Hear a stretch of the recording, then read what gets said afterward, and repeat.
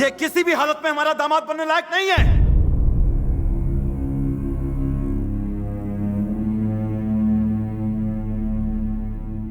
ऐसे लड़के को प्यार करती हो? हाँ, भूल जाओ उसे।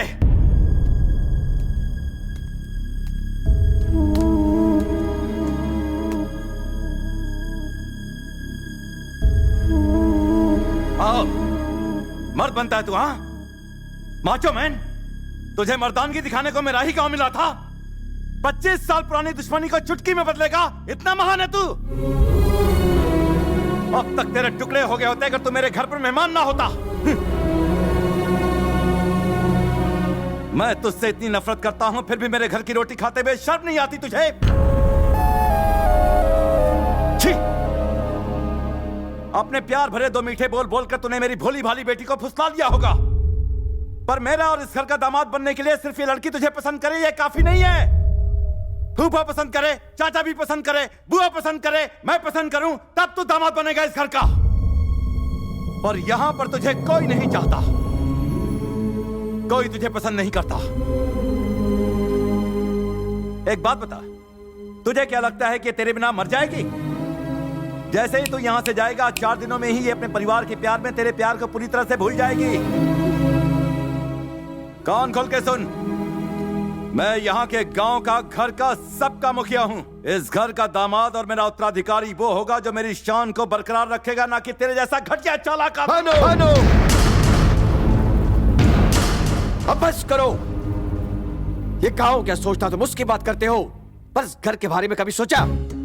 तुमने दुश्मनी की बात की और हमने इसे अपने सर आंखों पर रखा। तुम मर्दानगी और मानता की बात ना ही करो तो अच्छा है। तुम ही ने उसको यहाँ गांव में बुलवाया और फिर से पिटवाया। वो फिर भी हंसता रहा और हमें प्रेम की भाषा सिखाता रहा। इसे महानता कहते हैं साले साहब। तुम्हारे खरीदे हुए गुंडे इसने चुटकी में मसल दिए, सबको मार भगाया। इसे कहते हैं मर्दानगी। प्लीज आप चुप हो जाइए। आज चुप नहीं रहूंगा। क्यों जी?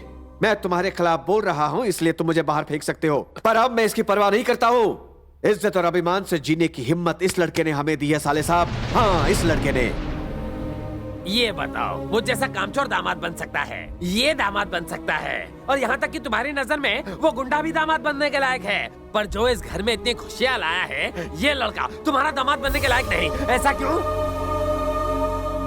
भैया, ये तो कहना मुश्किल है कि भूमि इस परिवार के प्यार में इसे भूलेगी या नहीं, लेकिन हमें जिसने मोहब्बत की भाषा सिखाई उसे नहीं भूलेंगे हम। पूरा गांव क्या सोचता है उसकी हमें परवाह नहीं। हम तो बस ये जानना चाहते हैं कि आप क्या सोचते हैं। एक बात तो बिल्कुल सही है, भूमि के लिए इससे अच्छा लड़का कभी नहीं मिलेगा।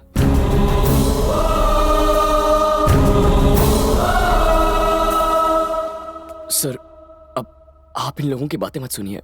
ये लोग तो मेरी मीठी मीठी बातों के जाल में फंस कर आज तक मैं सोचता था कि ये प्यार और अपनेपन की वजह से मेरी इज्जत करते हैं, पर तुमने मुझे यह एहसास दिला दिया कि वो प्यार नहीं डरता।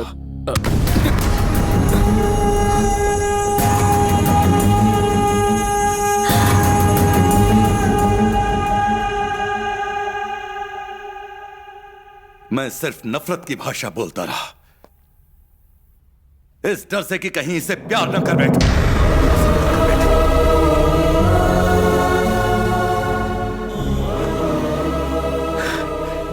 बचपन से ही मुझे बाप का प्यार नहीं मिला। सोचा था मेरी बीवी ही मेरी जिंदगी है, पर वो भी 2 साल में चली गई। उसके बाद यही मेरी जिंदगी है, यही संसार है, पर मैं उससे ये कह नहीं सका। पता नहीं मैं ऐसा क्यों बन गया। प्यार से बात करना तो मैं भूल ही गया हूं। मैं अपनी बहनों से दूर नहीं रह सकता था, इसलिए उनके पतियों को घर जमाई बना लिया। जब पता चला ये तुमसे प्यार करती है तो मुझे लगा कि मेरा संसार टूटकर बिखर जाएगा। अगर ये चली गई तो मेरा क्या होगा? उसे यहां रखने का स्वार्थ था जो मैंने उसकी शादी अपने गांव वाले से तय कर दी। इसीलिए मैंने तुम्हें बुलाया था, किसी भी कीमत पर मैं तुम्हें इससे दूर भगा देना चाहता था। सारे घर वालों के सामने मैं तुम्हें हराना चाहता था, पर तुम जीत गए। सर, मैं हार गया, हार गया।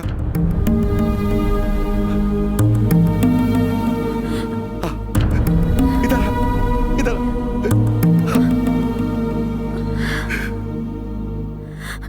मैंने तो इसके बॉयफ्रेंड को बुलाया था, पर ये तो इस घर का दामाद ले आई।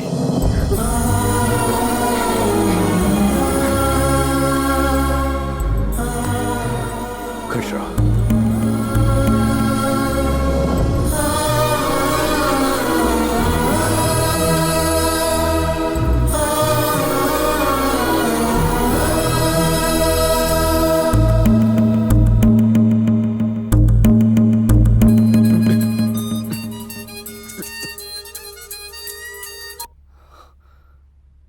Indu, Krish, I love you. पता है मैंने अपने पेरेंट्स से बात कर ली है और वो मान गए हैं। मुझे तो बहुत टेंशन हो रही थी। I love you Krish. तुम्हारे पेरेंट्स भी मान गए?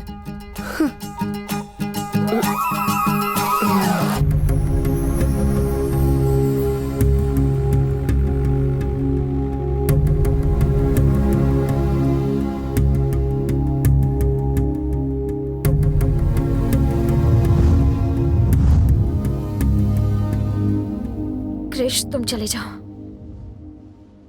वही हुआ जिस बात का डर था हमें, जो नहीं सोचा था। मेरे डैडी तुम्हें चाहने लगे हैं।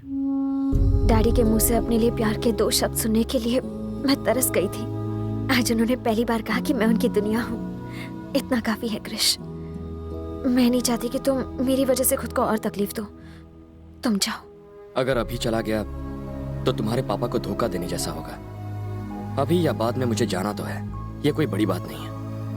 पर तुम्हारे सारे रिश्तेदार जिन्होंने तुम्हारे पापा के खिलाफ होकर मेरा साथ दिया, मेरी वजह से उनका विश्वास टूटेगा और तुम्हें जिंदगी भर अपने पापा से शर्मिंदा होकर जीना पड़ेगा। सब ठीक होता अगर वो मुझसे नफरत करते, तो उन्हें सच बता देते हैं। ऐसा कैसे कर सकते हैं? अब जो भी होगा संभाल लेंगे। उम्मीद तो कम है कि वो हमारी बात समझ पाएंगे, फिर भी।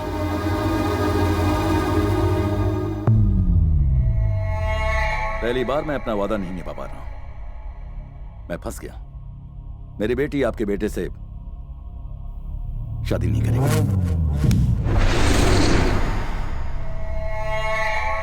लेकिन तुमने तो मुझे जबान दी थी। अपना किया हुआ वादा तुम कैसे भूल गए भानु? जब वादा किया था तब बात कुछ और थी, अब बात कुछ और है। उम्मीद है कि आप मेरी मजबूरी को समझेंगे।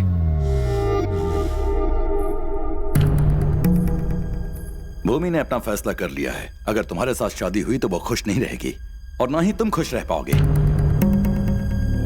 खुश रहने के लिए तुम्हारी बेटी को क्या चाहिए? वही ना जो हर लड़की की तमन्ना होती है। उसका बदन गहनों से सजा दूंगा। 1 महीने में उसके पाँव भारी कर दूंगा और 9 महीनों बाद तुम्हारा पोता तुम्हारी गोद में होगा। और अगर उसने अपना मुंह काला कर दिया तो उसे मार दूंगा।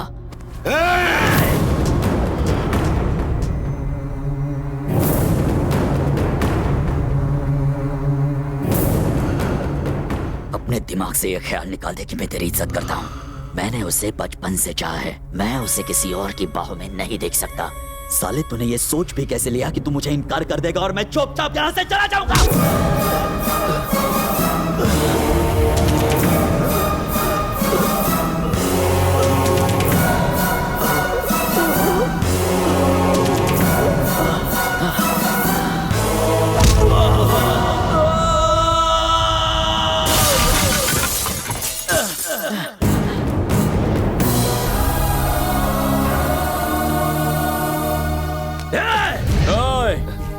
जो तेरे दिमाग में चल रहा है वही इस वक्त मेरे दिमाग में भी चल रहा है। खत्म कर दूंगा।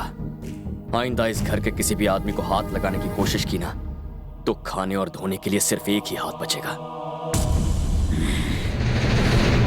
सुन, तेरे बेटे ने मेरे गिरेबान में हाथ डाला, फिर भी तू देखता रहा। अब समझा, जो मेरे अपने थे वो तो पराये निकले और जो पराया था वो मेरा अपना निकला।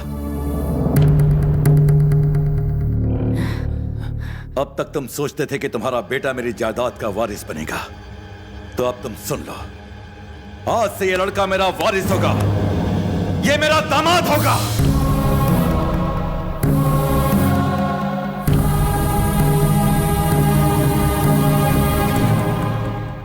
एक अजनबी पर भरोसा करके मुझसे दुश्मनी करने के लिए तैयार हो गए?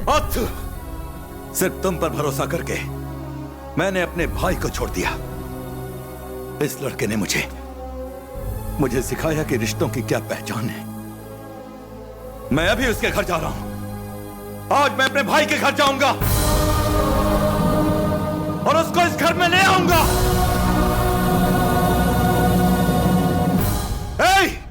गाड़ियां निकालो। अच्छा।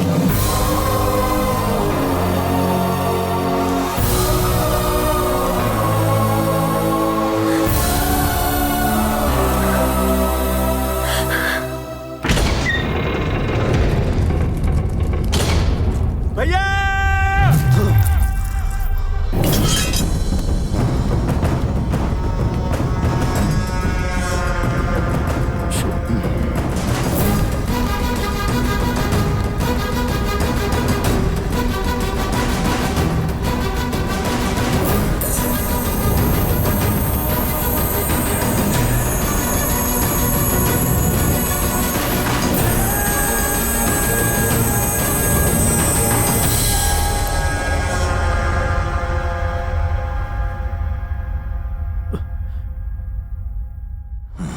तुम्हारे सामने कोई मुखिया नहीं, तुम्हारा बड़ा भाई खड़ा है।